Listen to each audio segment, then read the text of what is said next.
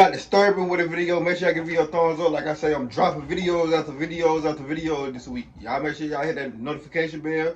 Make sure y'all subscribe. I will be posting crazy, or I will be reacting to everything. That being said, let's go ahead and get into it, man. Proud y'all Tuesday. Zulfarhan was a 21-year-old man who was born and raised in Johor Bahru, Malaysia. He was the eldest of 4 siblings. He grew up in a close-knit, working-class Muslim family. Friends and family described him as soft-spoken, respectful, and disciplined. His father would later say that he was a young man with a deep sense of responsibility, especially toward his younger siblings. From an early age, Zulfarhan showed a strong interest in serving his country, particularly the Malaysian Navy. His dream was to become a naval officer, and this shaped his entire life. He excelled at school and caused absolutely no trouble, according to his teachers. His father described him as a bright and obedient boy who never gave anyone any trouble, and his mother said that he was the pride of the family. So it's not surprising that he was accepted into Malaysia's National Defence University at the age of 18 in 2014. This marked a major milestone for him and his entire family, who had sacrificed a lot for him to achieve his dreams. He enrolled and was doing incredibly well. He was on track to becoming a commissioned officer in the Royal Malaysian Navy. According to his family, Zulfarhan was incredibly proud to wear his uniform and would often call his family while dressed in full military gear, saluting his parents and showing off the routines he was learning. He was especially close to his mother, who he would call daily, sometimes just to say, "I love you." By 2017, Zulfarhan was in his 3rd year at the National Defence University, with just 1 more year to go before he would graduate and become an officer. Things were going incredibly well for him, and his dream was nearly in reach. But this all changed. Oh, shit. All because of something so incredibly trivial, a missing laptop. In May of 2017, one of Zulfarhan's friends and dorm mates at the university, named Mohammed Akmal, discovered that his laptop was missing. Mohammed Akmal began to believe that Zulfarhan had stolen it, and so he questioned him about the whereabouts of this device. But Zulfarhan denied taking the laptop. He swore up and down that he did no such thing, but he could see that Mohammed Akmal didn't believe him. The truth of the matter was that he had not taken the laptop, but Akmal refused to believe this. Why do you think he did? The correct thing to do at this point would of course be to contact the authorities, who would be able to I'm saying though, why do he think? Why do he think he did it though? Like that's the thing. There's a lot of people here. Why do you think I did it, bro? Do I look broke? investigate the matter and civilly come to a conclusion as to the whereabouts of the laptop. But this wasn't what happened. Not even close. Instead, Akmal took matters into his own hands. He consulted a bomo, which is a traditional healer or shaman, in desperation to find the culprit. The bowman he approached was the father of one of their fellow cadets, and was a cadet who would later become involved in what was to come. The bomo performed a series of prayers which are designed to produce a vision of the truth. Following these prayers, he claimed to have a vision identifying Zulfarhan as the thief. He was completely wrong. Yet this supernatural accusation further inflamed Akmal's suspicion and his anger, so much so that he would become the instigator in one of Malaysia's most gruesome cases. By the night of the 21st of May 2017, tensions in the university dormitory had reached a serious and dangerous boiling point. A group of Zulfarhan's fellow cadets, many of them Akmal's close friends, set about to interrogate him about the missing laptop and to force a confession. Akmal, along with 18 other students, confronted Zulfarhan in a doorroom, literally hell-bent on getting answers. Zulfarhan was just minding his own business in his dorm room when the group of cadets proceeded to march into his room. They barged in, which, as you can imagine, startled him a great deal. Without saying much, Zulfarhan was taken by force from his own room and physically apprehended. They then took him to room 0305. This was the room where the horrifying attack would later take place. He was taken to this room and was held captive by his own peers. At around midnight, he was grilled by the attackers. They were determined to know where the missing laptop was, but of course, Zulfarhan had no idea. By 2:30 a.m. in the early hours of the 22nd of May, this interrogation escalated to outright torture. Zulfarhan's hands and feet were tied up to the bed so he could not escape or fight back. The cadets then began to mercilessly beat him, shouting at him to confess and tell them where the device was. Of the 18 cadets, the group consisted of 6 primary torturers, and they were led by Akmal. These were Mohammed Madsofi, Mohammed Nijab Mod Razi, Mohammed Asad, Mohammed Sabri, and Abdul Ali. They whipped him with a belt, hit him with a rubber hose, and struck him multiple times with a clothing hanger. All the while, Zulfarhan maintained his innocence. He cried out that he did not steal the laptop, but his pleas fell on deaf ears. The torture only escalated when the beatings failed to produce the confession that they so desperately wanted. Because he wouldn't confess, the despicable gang grew ever more frustrated, and so they upped the depravity of their methods. They looked for something more extreme, something capable of delivering enough pain to force a confession out of him. A steam iron. What they did next is almost too painful to imagine. One of the cadets plugged the iron into the socket, turned on the appliance, and waited until the metal plate was sculpted. What happened to just, you know what I'm saying, just let shit play out, you know what I'm saying, to see who actually stole your motherfucking laptop, bro? Now you gonna kill this innocent man for nothing. Imagine going to jail for killing an innocent person. Imagine. And taking somebody's life over a laptop ain't that serious. Now I can see you beating them up now. Beating them up is reasonable, you know.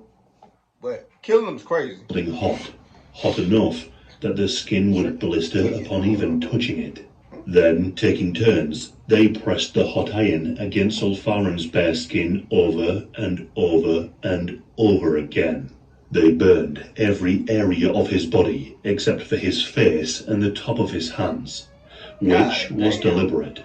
The group specifically avoided burning these areas so that if he wore a long-sleeve shirt, the torture marks would be hidden if they needed to transport him. From 4:45 a.m. for the next several hours, Zulfarhan was tortured with the iron approximately 90 times. This included onto his chest, back, abdomen, ribcage, arms, shoulders, shoulder blades, thighs, calves, and ankles.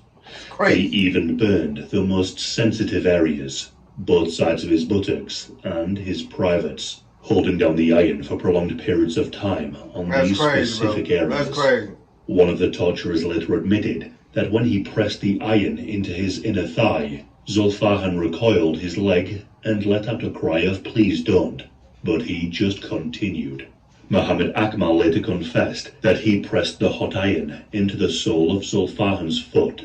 The burns were so severe that raw muscle tissue was exposed.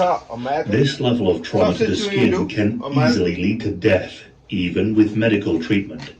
Eventually, as the sun began to rise on the 22nd of May, the six finally stopped. Zulfarhan was unable to stand or walk properly due to the pain. He had endured the unendurable, and throughout all of this, he never confessed to the crime that he didn't commit. As the morning came, realization they kept on doing it, bro. Not remorse, not at all. It was fear of punishment for what they had done. So with this, the group conspired to hide the crime and avoided alerting the authorities. Instead of taking Zulfarhan to the emergency room, they kept him hidden in the dorm for days, nursing him just enough to keep him alive and to deflect suspicion, all the while preventing him from accessing proper medical treatment. The fear and the pain that Zulfarhan must have felt in these days is hard to even comprehend. His absence was explained away by others who told their lecturers that he was attending to a family matter. But the truth was that he was lying in a dorm room with his body trying to fight off a fatal infection. The six attackers applied some basic dressings to his wounds, but they could see that his health was deteriorating, and it was happening incredibly fast. On the 27th of May 2017, 5 days after the attack, The gang realized that Zulfarhan was in need of medical attention that they could simply not provide him. And so they brought him into a small private clinic in Bandar Baru Bangi. This was miles away from the campus. 4 of the cadets took him to the clinic, but they lied to the doctor about what happened. They told the doctor on duty that his injuries were caused by an explosion during military training. It was a concocted story to avoid blame, and Zulfarhan was told to go along with it, or he would face punishment. Damn. Before the doctor even closely examined the wounds, he could tell that Zulfarhan was clearly in serious trouble. He was feverish and in extreme pain. The doctor strongly advised that Zulfarhan be taken to a hospital immediately. But Zulfarhan refused. This was because the attackers had told him that there would be repercussions if he tried to go. The doctor cleaned and bandaged up some of the wounds and urged their friends to take him to hospital as soon as possible.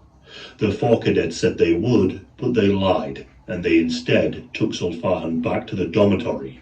Following this, 4 long and grueling days would pass. That's crazy. By the 31st of May, Zulfarhan's condition had deteriorated even further. He was now clearly on the brink of death. I call it, bro. This time, 2 of them. It probably wanted to do that. He would help torture my boy. It probably wanted to do that would help him torch dude. That's crazy. Cadets brought him back to the same clinic for the second time. The doctor who treated him the first time was utterly shocked that Zulfarhan had not gone to the hospital as instructed. The doctor again dressed some of his wounds and told them to go to the hospital immediately, but it was already too late. The following day, on the 1st of June 2017, Zulfarhan's terrible suffering came to an end. That evening, whilst being hidden in the dormitory, his body began to shut down. At approximately 10 p.m, Zulfarhan went stiff, and one of the cadets finally called for an ambulance. Of course. Paramedics rushed to the scene, but Zulfarhan was shortly pronounced dead not long after. He died 10 days after the initial torture began. 10 whole days. Upon arriving at the hospital, the staff was suspicious upon seeing his dead body. This was no ordinary death, and it certainly wasn't a training accident. His body had all the signs of... All the signs, bro. All them burns, bro. You think nobody ain't gonna connect them back to y'all? And the cameras everywhere? People are so naive to cameras these days. It's ridiculous. It's cameras on them not every block or everywhere now. Like, that shit crazy, too. Highway, all type of shit. You see the little black thing that's standing up? Them cameras. I better watch out. Torture. There were distinct burn marks, bruises, and extreme swelling. According to the autopsy, the fatal burns had caused widespread swelling and organ failure due to the severe trauma and infection. The injuries were so severe that even if he was brought in on the first day of the attack, he likely wouldn't have survived. Autopsy reports and the initial suspicion prompted a swift investigation. News spread, sending shockwaves around the country. The very same day that Zulfarhan died, the police detained a large group of students as the investigation proceeded. Shortly after his tragic death, Zulfarhan was laid to rest in his hometown. His parents, who had done everything to help him achieve his dreams, were now left to grapple with an unimaginable loss, and this loss was only compounded when they discovered just how he was killed. In the coming days, a total of 36 students from the university were detained. They were either suspected of involvement or that they might know something about the crime. Over the next 2 weeks, the police narrowed down the suspects who were involved. The 6 main culprits were arrested. These were the ones responsible for the torture, along with 12 others who were present or involved but to a lesser degree. The police were able to recover the physical evidence. The steam iron itself was recovered, and it matched to the pattern of burns on Zulfarhan's body. Investigators also found the blood-stained belts and rubber hoses in the dormitory. Traces of blood were also found inside the dorm room. But not only this, charred skin that had fallen from Zulfarhan's body was also found on the floor. On the 14th of June 2017, just 2 weeks after Zulfarhan's death, charges were formally laid out in court. Damn, that fast? The 18 students were brought before the magistrate and charged. The six were singled out as the main perpetrators. They were charged with murder under Section 302 of the Penal Code, which carries the mandatory death penalty. The remaining other students were charged with lesser offences, such as assisting or failing to stop the torture. Yeah, that too. You know you get charged with shit like that too. In case people that don't know. Don't get yourself in these dumbass situations that you're gonna end up getting life. You know what I'm saying? Like, for real. Like, if a motherfucker ain't trying to take your life, don't try to take nobody else's life. They ain't trying to take your life. That's the only thing I can tell y'all in life.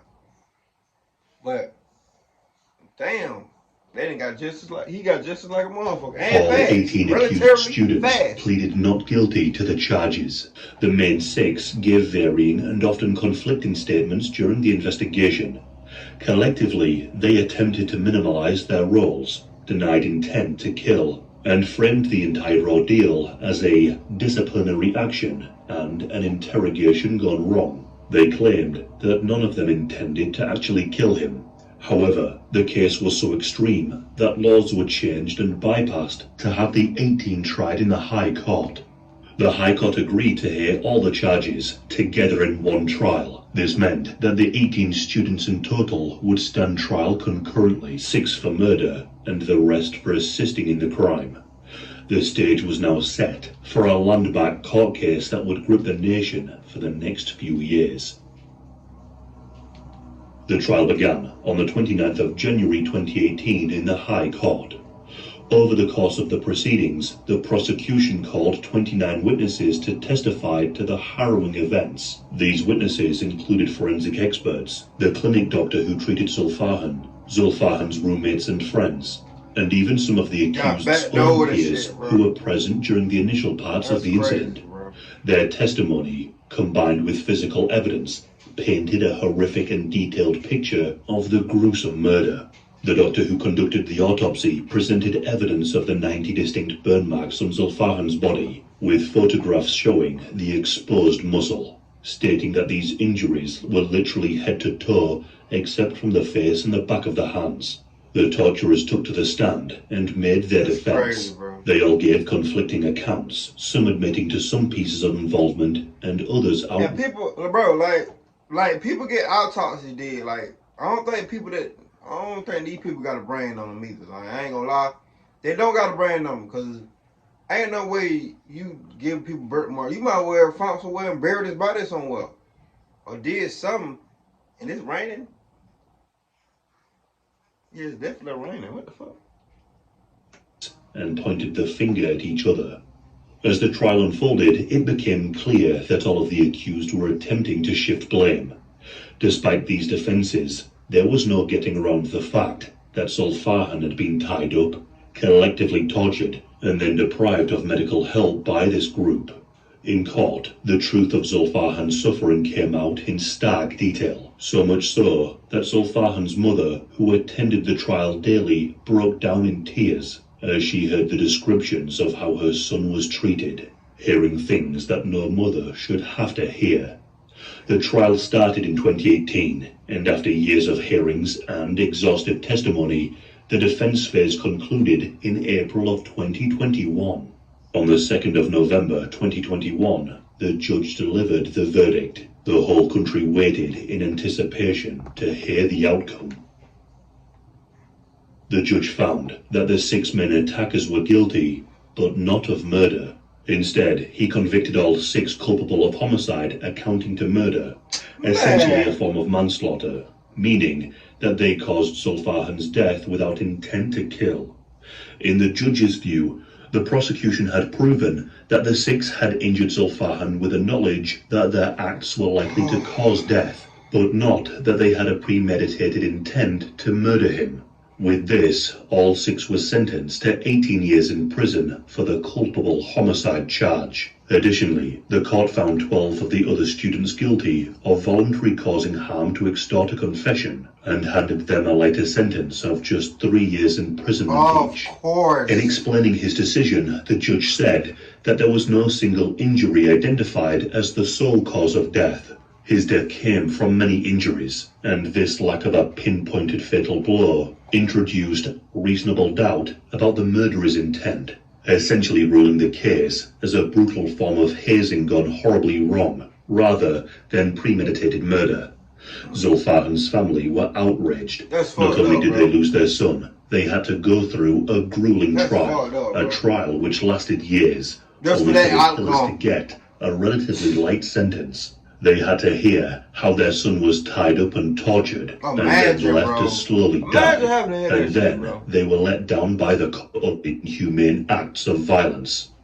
And said, no parent should feel disappointed. Mother would later say that she ran out of tears long ago. Damn. When the Court of Appeal sentenced the 6 men to death, they were reported to have cried out in court. But never had there been a direct apology to Zulfarhan's parents during or after the sentencing. They probably ain't find out what they did. None of them came forward to say sorry. None of them looked us in the eye and explained why they did what they did. Now only when death stares at them do they cry. I wish I could say that this is where the case ends, but sadly, it doesn't. Oh, shit. The 6 men exercised their final right of appeal to the federal court. For the family, the wait continued. The closure they thought they had was taken from them. The proceedings in the federal court took place in late 2024 into early 2025. Then, on the 28th of February 2025, the court delivered the final verdict. They revoked the previous verdict and upheld the first convictions of the 6 men for culpable homicide not accounting to murder. They agreed that intent to kill was not proven. The 18-year prison terms were reinstated for each of the 6 men. 8 long years had passed for Zulfarhan's parents, and now they were right back where they started. And this time, it was final. The killers never apologized for what they did. The case of Zulfarhan had a rather significant impact on Malaysian society, especially regarding awareness to bullying. He became a symbol, and his story sparked an ongoing public discourse about bullying. Zulfarhan's mother has since said that she forgives the 6 men. In an interview, she said that she prays they will repent and become better people. But she still struggles every single day to understand why they did what they did. She stated that forgiveness did not mean forget over the course of those 10 long days. Bro, R.I.P., bro. There's no way nobody should ever have to go through anything like that man went through, bro. About anything, bro. If it ain't anything like nobody trying to take your life or your family life or kid life, anything like that, you shouldn't be doing that to nobody at all. Torture is never good for nothing. Nobody, you feel me? Don't flash out on nobody if you fully don't know the truth or something. You know what I'm saying? Cause that can fuck you up a long time, a long way. You know what I'm saying? You can go to jail for a long time or whatever. If you flash out, kill that person for something they didn't even do. You know what I'm saying? Like that's weak as hell. I ain't gonna lie to you. At the end of the fact that they ain't never give out no apology to the family, but got 18 years and, you know what I'm saying, got out and shit. Like, oh, that's crazy, bro. I ain't gonna lie to you. Let me know how y'all feel about this video in the description down below. We will be dropping numerous of videos, so make sure y'all hit that notification bell that notify you when I post another video. See you when I see y'all. Love y'all, nigga. Let's ride, nigga.